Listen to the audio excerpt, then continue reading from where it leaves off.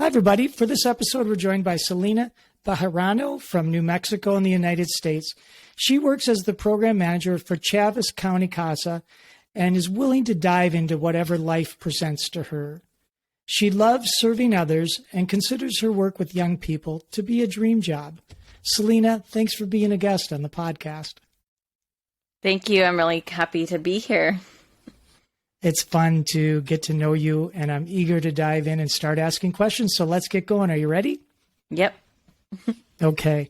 From a very early age, you learned the importance of loyalty and hard work from your parents.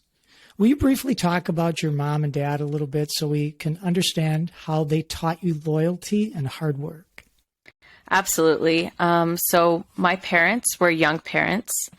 And so I really did have to learn the value of hard work, not just from them, but I would say my grandparents as well, everyone just stepping in and really being a tribe to raise me and my sibling. And my parents and again, also grandparents, they really haven't nailed down what it means to serve others. And they really are give you the shirt off their back type of people. And they're also really fun and and goofy. So I like to say that I got just a really great balance from both sides of my family. Yeah. Did anybody work in the human services industry? Was anybody a youth worker, a social worker, a teacher, anything like that? Oh, so my mom was actually a volunteer with the Chaves County CASA program that I'm working at now. And so she really loved working there and volunteering to serve the youth in our community. My dad, he's just a really personable, type of guy, really makes friends easily. But he hasn't done what I would say any type of service work. Yeah. And you're kind of like that too, like your dad. I got to believe that it's easy for you to make friends and to connect with other people. Would you say that's true? Did you carry on some of those traits from your dad? And if so, absolutely. How do you use them in your work, and how do you use them in your personal life? How do you take that ability to just make friends with people and use it to your advantage? I will say that's probably one of my greatest strengths, actually, is that I can really read a room. I can really read a person and just really match the vibe pretty easily. I know when to be serious. I know when to be lighthearted, how to find the balance.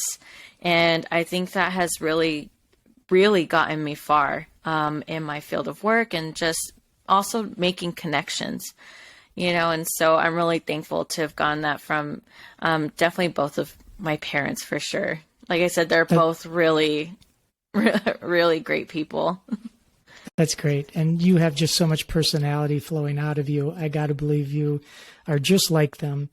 And you've done so many different things in your work life to this point. You were in the military and you worked with kids in Los Angeles on Skid Row, and you've done a lot of things. So how did you get into youth work? What was your path like to where you are today with the CASA program? Absolutely. I want to say probably the pathway opened up for me. I'm a Christian, and so I was pretty heavily involved with my church. And just through following opportunities that the church provided to me, I was able to, run a young adults group, as well as be able to work at the Dream Center in Los Angeles, since that is a Christian nonprofit. And I think that really opened the doorway for me to get to where I am now. And of course, those opportunities led to, me going to the military and other things. I just gained a lot of experience through that. But I think it really started just with my church, being involved with my church and taking advantage of the opportunities that were provided to me through that. Yeah, and we had a chance to speak a little bit before we started recording, and you talked about how important your faith is to you and religion and your church. And it's something you picked up on your own. Your family certainly may be religious in their own rights, but you've found it on your own and kind of dove into that.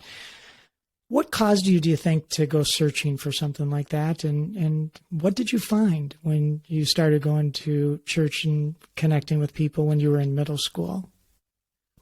Yes, I think even at a young age, I always felt that pull to do something greater or to be something more. I can't really explain what it was. Hmm. But when a friend invited me to church, it just felt like I had found it. Could finally put a name to what this feeling was. And I think that through that, it just, like I said, I just felt like I had finally found what that was. And that opened up so many doors to me. And it just kind of came naturally. I'm not quite sure, like I said, how to really explain it, but it really has probably become the biggest aspect of me because I feel like my faith has kind of been the center of everything that I do. And it's what has taught me how to love people and how to, I guess I should say more so how to learn to love people because I believe all people are created in God's image. And so I just really try to listen on how I can love this person that's in front of me in the moment. And I think that has led to really great opportunities for me. Yeah, and so many different things that you've done. It's really opened the door to so many opportunities for you, including where you're working right now. You don't have a formal education, but you got in as a program manager because people just had faith in you. And I think that that personality, that connectionness, probably just opened those doors for you and all those opportunities. Absolutely. Just like a little side note, while I was in basic training, a lot of people would come to my bunk to pray with them, or they'd walk Really? next to me during ruck marches and just ask me to pray for them. And so it's kind of crazy that even in that environment, my faith was just like such a strong pillar for me then, and also for other people. So it kind of just goes to show just like how much that's allowed me to impact others. And I'm really thankful for that. Yeah. And you describe this work that you're doing now as like a dream job. Can you say Yes. why it's a dream job? What do you do? What do you see that it gives you so much value? Of course. Well, my CEO told me that in life, you can find your career or you can also find your calling. And this job really lines up with my calling. I don't know why, but the young adult community has just always been a big part of my heart. Just a community that I find easy to work with and that I relate to and I'm able to pour into. And so the fact that I get to help these young adults that are trying to figure out adulthood, I've been there. It's not easy. And also the fact that most of these are at-risk young adults. So I get to just help them on this journey. It just feels right, and I think whenever I got the job, so many people came up to me and were like, this job was made for you. This job is just perfect for you. Like I couldn't think of a better job for you. And it is a beautiful thing because it's an opportunity that kind of was just created, at least in my state. And so it almost is like this job really was created for me in this moment. And so that's a really cool deal. Yeah, I can see that, and I can hear that in your voice too, the way you describe how lucky you are get to do what you get to do. And I'm wondering, it almost feels like your religious kind of calling and your work calling are kind of parallel. It seems like you're doing both things at the same time. Would I be describing that accurately? Yes, absolutely. And so, of course, Travis County CASA isn't like a religious organization. But like you said, it lines up with my faith, my faith calling, or at least what I feel called to right now. And I get to do it as a job, and I do deal with a lot of people that maybe don't have faith and stuff, but I still get to learn and grow every day and get to love on them and pour into them. And so it's just a really cool, I don't know how to describe it, cool meeting of both things. Yeah. Yeah. And I know when we were getting to know each other, you talked about the work that you did in the Watts and Compton neighborhoods in Los Angeles and I got to believe that was tough work, and you just kind of went there on your own and said, I got to do this. Can you tell the listeners about why you chose to do such tough work and to give that love and that warmness to some of the young people who maybe didn't want to hear it from you, but you're so willing to give it? How did you come to just deciding one day you're going to go do that? Absolutely. So I tried the college thing. I went to UNM in Albuquerque, New Mexico, big college, the dorms, the fun, out on my own, everything. Yeah. And it just was not right. And I think when you're in a place or you're in a season you're just really not supposed to be in, I think you really feel it. And so that was that experience for me. And so when I came back, I was searching for what was I supposed to do in this time for me. And I found out about the Dream Center, and just seeing what they did and what they were about, I decided this was it. This was what I'm supposed to be doing. So I tried to get in. It didn't work out. And so actually in the meantime of trying to get into there is when I started my first young adults group. So that's where kind of that experience came in. But when the time was right for me to go, the doors just really opened up for me. I got to go there and experience just some mind-boggling things. Like you said, I was working in Skid Row, which is a huge homeless population in Los Angeles, where as soon as you get off the bus into Skid Row, it's like a wall of just this smell hits you, and a lot of people like can't even handle it. And there's so many people living on the streets, doing drugs on the streets. And we would go there and just make relationships with these people, talk with them. And I would also work in like Watts, Compton, a lot of the places you hear rapped about in hip hop music. Mm-hmm. We were there. Picking trash up off the ground in front of these like government housings just to make their living place seem cleaner and help them take more pride in where they live. Even though it's difficult, we would play with the kids and love on the kids and build relationship. And I think that's really the most important thing is what I learned most from the Dream Center is relationship and consistency are the keys to making a change. And we would be there consistently and build these relationships with people over time. And when their hearts were open, that's when, since this was a Christian organization, when their hearts were open, that's when we could kind of share, the gospel and all that. But first, we were there, we served them, we helped them with what they needed help with, and we were just a friend first. And so, like I said, I think consistency and relationship were the biggest aspects I took away from the Dream Center, and I've applied that into many different areas in my life. Wow, that's an impressive story and really inspirational that you're willing to give so much like that. You mentioned you were in a season. You talked about seasons before.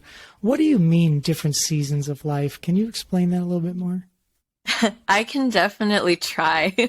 I guess I see seasons almost as new chapters in my life, and I feel like for myself, I have so many different chapters. Yes, you and do. They can tend to be radically different from one chapter to the next or one season to the next. And honestly, I think season is probably like Christian lingo that I kind of picked up. You hear Christians talk about, in this season, and God has you in this season. So I think that's just kind of where I picked that up from. But definitely chapters. I have very different and very fun and wild chapters in my life. And so, yeah. That's one of the things I think is the coolest about you is your willingness to just dive into different things and take things on without any, I'm sure there was some trepidation, but it seems like without fear. You just dive in and it seems like it's what you were meant to do. So you just go do it and don't really question what you're doing. I think that's awesome. You do it scared. Do it scared. Got it. Yeah. Well, it's about time we take a little short break, so we'll be right back after this message. Selena, we're back, and right before the break, you were talking about doing a variety of different things and having different chapters or maybe different seasons in your life to date. Do you get nervous about change, or is change something you look for? I hate change. Really? Now that I blows me away. Are you sure? Yes. So, Oh, like wow. I said before the break, you do it scared. And Mhm. I do. I am just a creature of habit, and but I think that that's been part of my growth. Part of my process is learning how to handle all these different changes, going into different seasons, like I said, because I totally could have been content staying at the Dream Center forever. I totally could have been content being in the army forever, you know, and Right. and I want to stay. But God is saying, no, something new, something new. And so he really has to pull me through all these different things, you know, and so that has been a big part of my growth. And again, I think it's my faith, and that has really gotten me through those changes, because I've seen by going through so many different chapters of life that it always winds up okay, and that it always just grows. Like I just always get so much growth in each different season. That's wonderful. And those skills, that ability that you have, regardless if it's a calling or if it's God acting in a divine manner to steer you in a new direction, whatever it is, those skills have got to be so valuable for you in working with young people, because when you work with others, whatever that role is, you have to be willing to do a lot of self-exploration and a lot of change in order to make yourself better, to build that connection and build those relationships like you were doing with the young people in the Watts and Compton area, to develop their trust and earn their respect and their relationship. It doesn't come easy. I'm wondering, now you've been doing youth work for a while, quite a while. You work with young adults. What is something that surprised you about yourself that you have learned from your work today? Oh, that's a really good question, Paul. Hey, thanks, Selena. Something that has surprised myself working with youth. You have to give me a minute to think on this one, Paul. Sure, that's fine. I think something that has surprised myself working with youth is just this ability to connect, to meet them with where they're at. I tend to be a very, like, this might surprise you too, but I tend to be kind of like type A personality. Really? Yeah. Again, you're blowing me away. Are you sure? Oh, I'm sure. I have probably some of the best Excel spreadsheets in the office when no one even asked for Excel spreadsheets. Like when I want to make a game plan for my participants, I have like, all right, this is our launch plan. These are the steps to take it.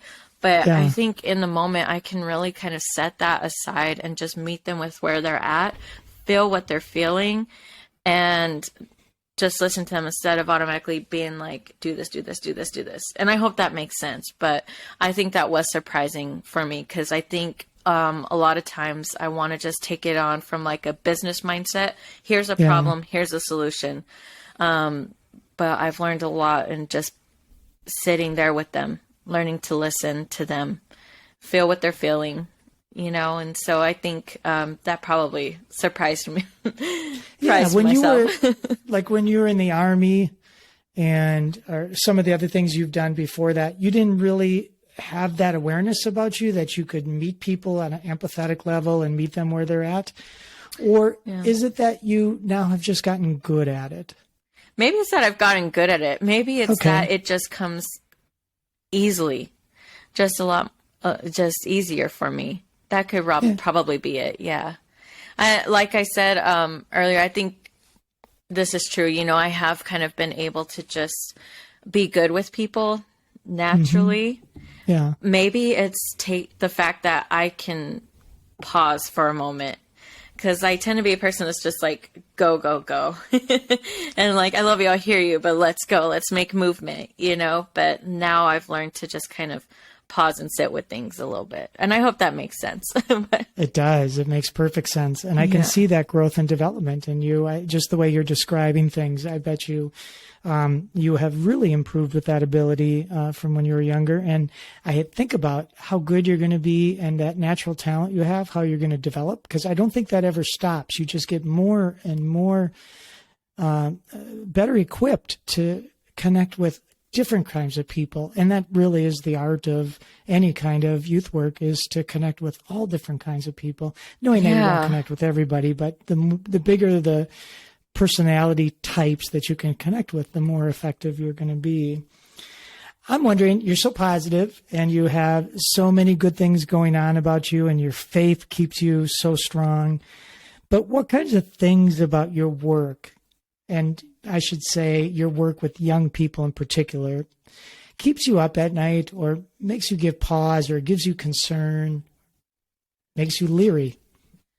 Right. So I think it's the fact that with this work, you can't really just leave at work.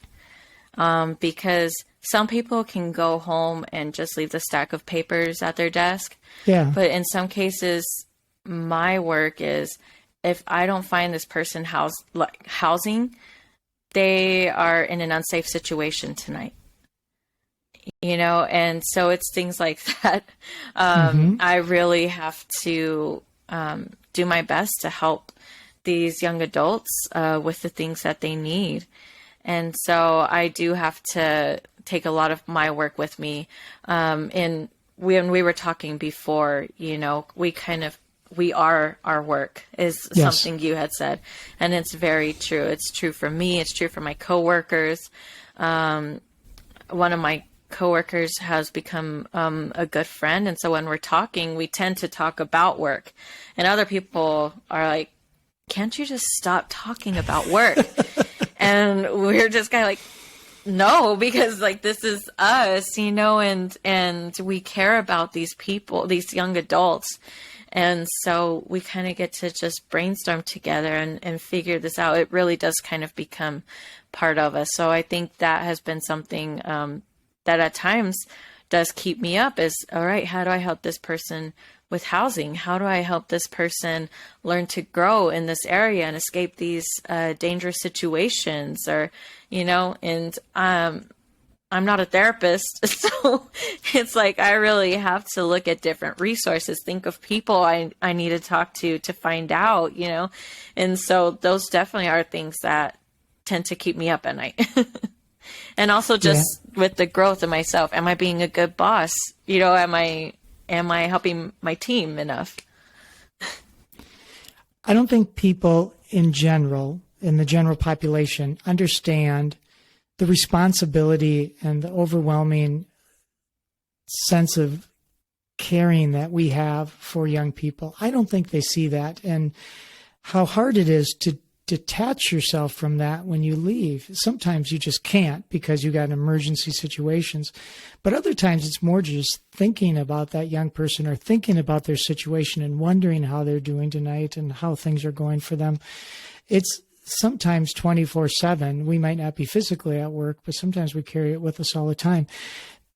That said, that's a recipe for burnout, and you have to be able to detach that sometimes. And I'm wondering, other than your church and those activities, what else do you like to do to detach and take care of yourself and do some things that you enjoy? I have found that I really enjoy walking, just like taking walks to clear my head. That really helps me. And like I told you, I have a coworker that has become a really good friend. And I think having someone you can talk to about work really helps. Or someone that's even just open and willing to kind of hear you out, especially because a lot of what we deal with as youth workers can be pretty heavy. So it really is nice to just kind of be able to let that out over time. But also for myself, I really enjoy just watching good movies. I'm a big movie buff. And reading as well. I do enjoy reading. So just little things like that. Yeah. Do you find it hard to make time? Do you find yourself having to say, Selena, slow down, do something for yourself once in a while? Absolutely. Absolutely. I will go until I'm sick. And then even when I'm sick, I just have that feeling of I need to be doing something. I need to be doing something. And so it's really difficult for me to be intentional about rest. Well, it's good that you figured that out, because that's so important. And we don't need you to burn out. We need people like you in the field doing wonderful things. So that self-care is such an important thing. I'm wondering, what do you think the toughest thing about working with young people is? Dang, Paul, just really hitting me with all the hard questions here. The hardest thing about working with young people, I want to say probably just the so many different types. At least for me, I work with some at-risk youth, and some can be like a golden child. And maybe that's another thing that's really surprised me about myself in working in this, is that I can relate to different types of young adults, you know. Some can be rough around the edges. And then you also bring in some that have mental illnesses that you may not understand, like severe anxiety or depression. And so just learning to navigate the waters of just these different personalities can be interesting and can be difficult. And so you're constantly learning from mistakes when dealing with them as well. And then also the pressure kind of is on to help them. At least for me, you know, I want to make sure that they know that I truly care about helping them, and that they're not just another caseload for me or something like that, you know? So, yeah, so that can be really interesting. It's just the different types of personalities.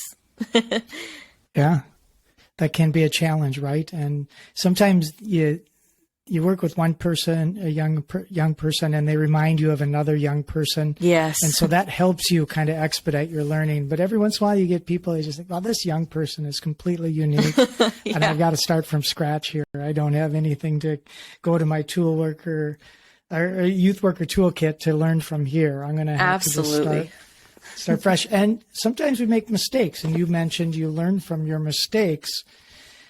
I'm wondering, how is it for you to make mistakes? What do you do when you realize maybe you said something to a young person that rubbed them the wrong way, or you said something in good faith, but it was perceived completely different? How do you handle when you make mistakes? Well, step one for myself, I definitely overthink it. Let's be honest. I'll probably stay up all night overthinking what I said. I'm probably Me too, Selena. Yeah. Me too. Yes. I would probably go to a confidant, and be like, this is kind of a situation that happened. What do you think about my communication there? And so then after that, I would probably talk again with this young person and be like, I hope you know that what I said was coming from this place in my heart, but how could I have portrayed that better to you? You know, how could I have gotten through better to you, or what was a better way to approach this with you? And I think just communication is so important. In this chapter of my life and working with Chavez County CASA, like, communication is huge for us. We're constantly learning how to communicate with one another as a team, but also how to communicate with our participants. And so that has been a big lesson for me this year is communication. Got it. Well, I bet you handle all of that with grace. You are so full of personality, and it's amazing how it can come through in an audio interview. I know if people are watching the video, they can see it. You smile. You just have a warm, inviting tone about you. And I'm so grateful that you're in this chapter of your life or season in your life where you are helping young people, because I am absolutely convinced you are changing lives for the better. And now in a program manager leadership role, you're helping others do the same thing. So I just want to say thank you for pouring so much energy and so much of yourself and your heart into this. I'm so grateful for the work you do, and I am super grateful you decided to be a guest on the Passionate Youth Workers so you could share your story with other people. So thanks for being a guest, and thanks for all you do. Thank you. Before we go, Selena, I always give the guests the last word. What words of wisdom or inspiration would you like to leave with the listeners? I think I would like to say that every season or every chapter of our lives has a purpose, whether it's a good one or a bad one. There's a lesson we can take from each season, each chapter, that can grow us as people. And from hearing my story, I hope you can tell from that, I went through many different chapters of life, but the lessons I took from each one, I really believe got me to where I am today, and will continue, to really forge a path for me.